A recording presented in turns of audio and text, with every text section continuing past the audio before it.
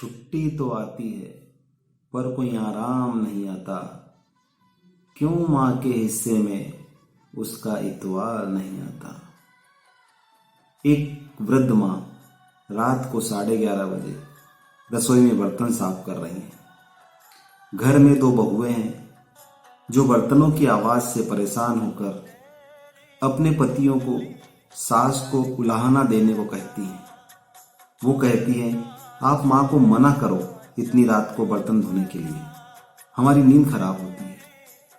साथ ही सुबह 4 बजे उठकर फिर खटर पटर शुरू कर देती हैं। सुबह 5 बजे पूजा आरती करके हमें सोने नहीं देती, न रात को ना सुबह। जाओ, सोच क्या रहे हो, जाकर माँ को मना करो। बड़ा बेटा खड़ा होता है और रसोई की तरफ जाता है। रास्ते में छोटे भाई के कमरे में से भी वही आवाज सुनाई पड़ती है, बातें सुनाई पड़ती है जो उसके कमरे में हो रही थी। वो छोटे भाई के कमरे को खटखटाता है। छोटा भाई बाहर आता है। दोनों भाई रसोई में जाते हैं और माँ को बर्तन साफ करने में मदद करने लगते हैं। माँ मना करती है पर वो नहीं मानते। बर्तन साफ हो जाने के बाद दोनों भाई माँ को बड़े प्यार से उसके कमरे में ले जाते हैं तो देखते हैं पिताजी भी जागे हुए हैं। दोनों भाई माँ को बिस्तर पर बैठाकर कहते हैं, माँ सुबह जल्दी उठा देना, हमें भी पूजा करनी है और सुबह पिताजी के साथ योगा भी करेंगे।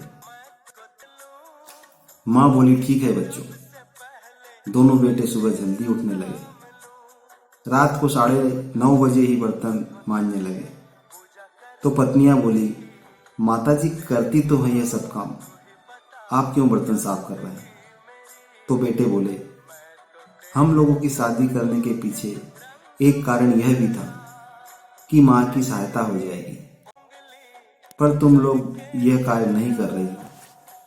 कोई बात नहीं, हम अपनी माँ की सहायता कर देते हैं, हमारी तो माँ है, इसमें क्या बुराई है।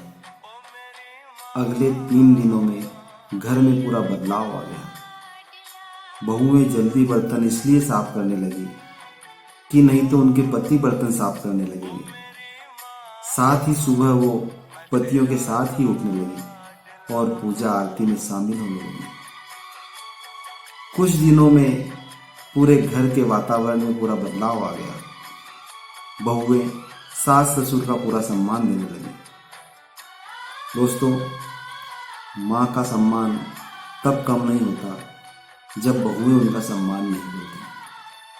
माँ का सम्मान तब कम होता है जब बेटे माँ का सम्मान नहीं करते या माँ के कार्य में सहयोग न करें। जन्म का रिश्ता है, माता पिता पहले आपके हैं। जय माता दी।